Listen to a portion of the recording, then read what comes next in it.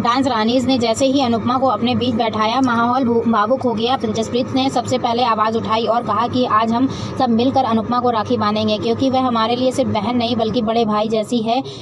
भारती ने भी सहमति जताई और बोली कि बड़ी बहन भी भाई के समान ही होती है और अगर भाई की कमी हो तो वही जगह बहन पूरा करती है। दीपा ने भावुक होकर कहा कि आज के ज़माने में कोई इतना नहीं करता जितना अनुपमा ने हमारे लिए किया है। तभी सरिता ने याद दिलाया कि कैसे अनुपमा ने उसे उसके पति की मार से बचाया था। रीता ने कहा कि उसने उसे उसकी सास की जुल्मों से उसे निकाला। भारती ने सभी को याद दिलाया कि जब इसके इलाज के लिए पैसे नहीं थे तब अनुपमा ने अपने कानों के झुमके बेचकर उसका इलाज कराया। अनीता ने कहा कि उसने उसके सपनों को मरने से बचाया। जसप्रीत की आंखों में चमक थी जब उसने कहा कि अनुपमा ही उसकी असली हीरो है और उसके लिए बड़े भाई की तरह खड़ी रही है।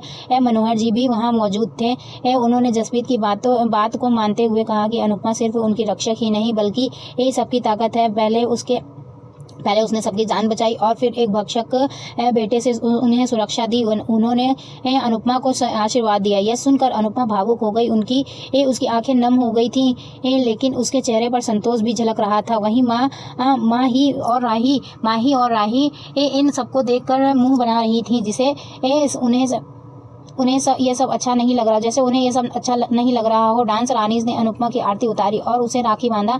अनुपमा ने भावुक होकर सबका आशीर्वाद लिया और उनके माथे पर हाथ रखकर वादा किया कि वह उन्हें अब कभी अकेला नहीं छोड़ेगी। भारती और जसप्रीत ने उसे वादा किया कि वह हमेशा उनके साथ रहेगी। अनुपमा ने उन्हें विश्वास दिलाया कि चाहे हालात कैसे भी हों वह उनका साथ नहीं छोड़ेगी। यह सुनकर डांस रानीज और अनुपमा के चेहरे खुशी से खिल उठे। वहीं शाह परिवार के लोग चिंता और बेचैनी में भर उठे। इस सब के बाद अनुपमा का मन अपने भाई भावेश की तरफ खिंच गया। उसे याद आया कि वह कितने सालों से अपने भाई से दूर है। वह अफसोस करने लगी कि उसने अपने भाई के घर का पता तक ठीक से याद नहीं था। उसने सोचा कि वह भावेश की शादी में भी शामिल नहीं हो पाई। उसके दिल में सवाल उठा है कि क्या भावेश की पत्नी उसके बारे में जानती भी होगी या नहीं। वह सोच रही थी कि जब भावेश उसे देखेगा तो कितना खुश और हैरान हो जाएगा। यही सोचते सोचते वह भावेश के घर के बाहर पहुंची। घर दरवाजे के बाहर खड़ी अनुपमा को अंदर से तेज आवाजें सुनाई दी। भावेश और उसकी पत्नी में झगड़ा हो रहा था। भावेश की पत्नी नाराज होकर कह रही थी अनुपमा ने उसकी कोई आर्थिक मदद नहीं की है, जबकि भावेश भी बहुत पैसे नहीं कमाता। वह उलाहना दे रही थी कि उनके सपने और शौकों की पूर्ति नहीं हो पा रही। भावेश ने गुस्से में जवाब दिया कि वह जिम्मेदारियों को निभाने के लिए कड़ी मेहनत कर रहा है, लेकिन फिजूल खर्ची के लिए उसके पास पैसे नहीं है। तभी उसकी पत्नी ने अनुपमा का नाम लेकर ताना मारा और कहा कि अनुपमा ने भी कुछ खास नहीं किया। यह सुनकर अनुपमा के दिल पर चोट लगी। भावेश ने तुरंत पत्नी को डांटा और साफ कर दिया कि अनुपमा के खिलाफ वह एक शब्द भी नहीं सुन सकता। अनुपमा बाहर ही खड़ी थी, यह सब सुन रही थी। तभी भावेश घर से बाहर निकला। उसे देखकर अनुपमा जाने लगी, लेकिन भावेश की नज़र उस पर पड़ गई। ये दोनों की आंखें भर आई। अनुपमा भावुक होकर रो पड़ी और भावेश की आंखों में भी आंसू आ गए। दोनों ने सालों का दर्द एक नज़र में महसूस किया। अनुपमा ने कांपती आवाज़ में कहा कि मुझसे गलती हो गई कि मैं इतने सालों तक तुमसे दूर रही। मैं अब लौट आई हूँ। भावेश का गला रुंध हो गया।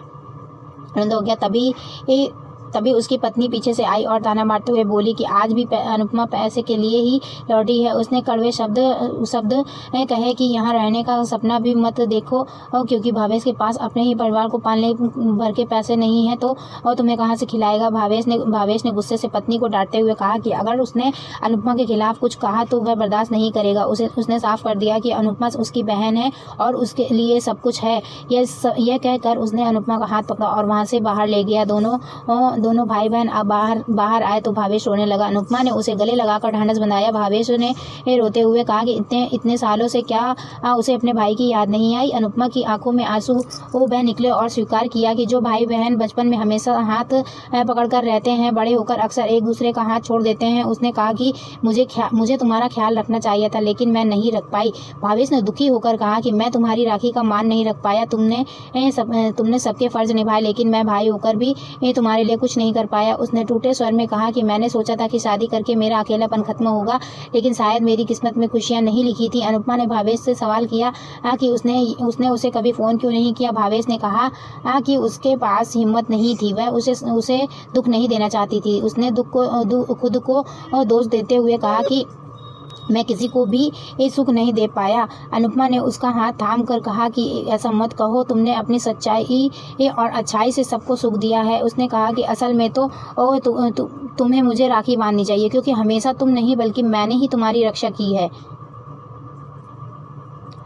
माँ के जाने के बाद जब मैं तुम्हारे साथ थी तो तुम अकेले नहीं थे, लेकिन मेरे जाने के बाद तुम बिल्कुल अकेले पड़ गए। अनुपमा की आंखों से आंसू लगातार बह रहे थे। उसने कहा कि मैंने तुम्हें अकेले छोड़ दिया, यह मेरी सबसे बड़ी गलती है।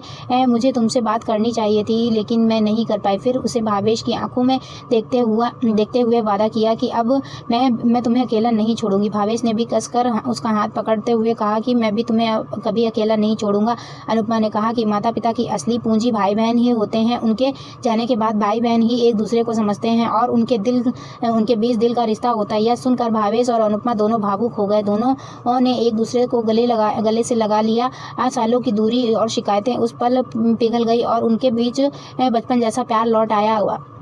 अनुपमा और भावेश का रिश्ता हमेशा से एक अनकहे भावों से जुड़ा हुआ रहा है। राखी का दिन उनके लिए खास मायने रखता था। अनुपमा ने जब तय किया कि वह अपने भाई को राखी बांधेगी तो उसका दिल उत्साह से भर गया। उसने तुरंत थाली ढूंढनी शुरू की, लेकिन जब उसे कहीं थाली नहीं मिली तो वह निराश हुई।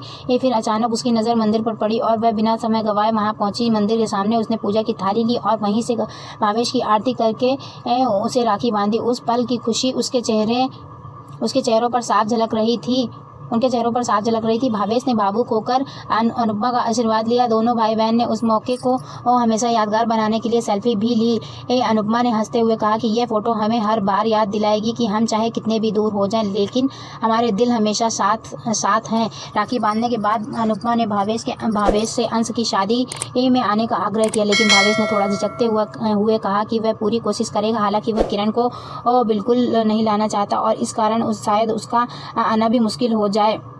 उसने यह भी बताया कि वह नौकरी के सिलसिले में दिल्ली जा रहा है। अनुपमा ने तुरंत उसे हिम्मत दी कि मेहनत का फल जरूर मिलेगा और भगवान हमेशा उसके साथ रहेंगे। दोनों ने एक दूसरे के लिए प्रार्थना की। अनुपमा ने भावेश की सफलता के लिए भगवान से प्रार्थना की और भावेश ने भी दिल से अपनी बहन के सुख और अच्छे स्वास्थ्य की दुआ मांगी। अगली सुबह घर का माहौल कुछ अलग ही था। तोसू वो पैसों की गड्डी गिनते हुए अंदर आ रहा था। तभी पाखी उसे देखती है और सवाल पूछती है, इससे पहले कि वह कुछ जवाब देता लीला वहां आकर नाराजगी जताती है और पूछती है कि इतनी भीड़ क्यों लगी है, वह क्या उसने किसी के पैसे चुरा लिए हैं। तोसू ने तुरंत सफाई दी कि यह सब भीड़ के इसलिए है क्योंकि उसने डांस रानीज के इंटरव्यू के लिए लोगों को बुलाया है। ये कहकर वह वहाँ से चला गया और सबको सोच में डाल दिया। दूसरी तरफ अनुपमा प्रार्थना से के पास पहुंची। प्रार्थना गर्भवती थी और उसके पैरों में सूजन थी। अनुपमा ने उसका दर्द देखकर उसके पैर दबाने की कोशिश की। प्रार्थना ने झिझकते हुए मना किया और कहा कि आप मेरी दादी सास हो और यह आपको शोभा नहीं देता। लेकिन अनुपमा ने उसे रोकते हुए कहा कि सबसे पहले तुम्हारी माँ हूँ। उसने अपने अनुभव साझा किए कि जब वह खुद गर्भवती थी तब उसे भी यही तकलीफ होती थी और वह चाहती थी कि कोई उसके पैर दबा दे। प्रार्थना अभी भी मना कर रही थी, लेकिन अनुपमा ने उसकी परवाह न करते हुए प्यार से उसके पैर दबाने शुरू कर दिए। पैर दबाते हुए अनुपमा ने उसकी राखी के बारे में पूछा। प्रार्थना ने बताया कि पराग ख्याति और मोटी बा ने उससे कोई बात नहीं की, लेकिन उसे ऐसा महसूस हुआ कि पराग भीतर से खुश जरूर था। अनुपमा ने मुस्कुराते हुए कहा कि पिता का प्यार ऐसा ही होता है, चाहे वह जाहिर ना करे लेकिन दिल के अंदर अपनी बेटी के लिए वही भाव रखते हैं। उसने प्रार्थना को समझाया कि अगर तुम उन्हें याद कर रही हो तो वह भी तुम्हें याद कर रहे होंगे, इसलिए कोशिश करती रहना। हो सकता है तुम्हारी मेहनत और प्यार देखकर पराग तुम्हारी शादी में भी आ जाए। प्रार्थना ने उदासी से कहा कि उसे नहीं लगता कि उसके पिता शादी में आएंगे। इस पर अनुपमा ने उसे सकारात्मक सोच रखने के लिए कहा। उसने समझाया कि अगर वह शादी में नहीं भी आते तो और शादी के बाद तुम और अंश उसके पास जाकर आशीर्वाद ले आना। उसने एक गहरी बात कही कि रिश्तों की डोर जब टूटती है जब दोनों लोग उसे छोड़ देते हैं, लेकिन अगर उनमें से कोई एक भी उसे मजबूती से थामे रखे तो रिश्ता बच सकता है। यह सुनकर प्रार्थना की आंखों में चमक आ गई, लेकिन उसने एक चिंता और जताई। उसने कहा कि उस गौतम की बहुत चिंता रहती है। अनुपमा ने तुरंत उसे ढांढस बंधाया कि अब जब तुम अंश के साथ वहां जाओगी तो अंश तुम्हारे साथ रहेगा और तुम्हें किसी चीज़ की चिंता करने की ज़रूरत नहीं। उसने उससे मुस्कुराने के लिए कहा और प्रार्थना भी मुस्कुरा दी। इतने में सरिता घबराते हुए वहाँ आई। उसके चेहरे पर बेचैनी साफ दिख रही थी। उसने ने अपने फ़ोन पर अनुपमा को एक वीडियो दिखाया और बताया कि ये वीडियो तेज़ी से वायरल हो रहा है। वीडियो में राय डांस रानीस पर चोरी का इल्ज़ाम लगाते हुए नजर आ रही थी। वीडियो देखते ही अनुपमा का चेहरा उतर गया और वह हैरान रह गई। एपिसोड यहीं ख़त्म हो गया, लेकिन कहानी यहीं रुकने वाली नहीं थी। अगले दिन के एपिसोड में देखने को मिला कि वीडियो वायरल होने के बाद लोग डांस रानीस से नाराज़ हो गए और उन्हें डाकू रानीस तक कहने लगे। अनुपमा आयोजक खेतान के पास पहुंची और उसने सफाई दी कि यह वीडियो सच नहीं है, लेकिन खेतान ने सख्त लहजे में कहा कि आपको वाइल्ड कार्ड एंट्री लोगों की मांग पर दी गई थी और अब उन्हीं लोगों की मांग पर आपको प्रतियोगिता से बाहर किया जा रहा है। यह सुनकर अनुपमा स्तब्ध रह गई।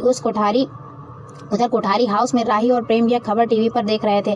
ख्याति और मोटिवा इस खबर से खुश हो रही थी। उन्हें यह देखकर सुकून मिला कि अनुपमा और उसकी टीम पर इल्ज़ाम लग गया।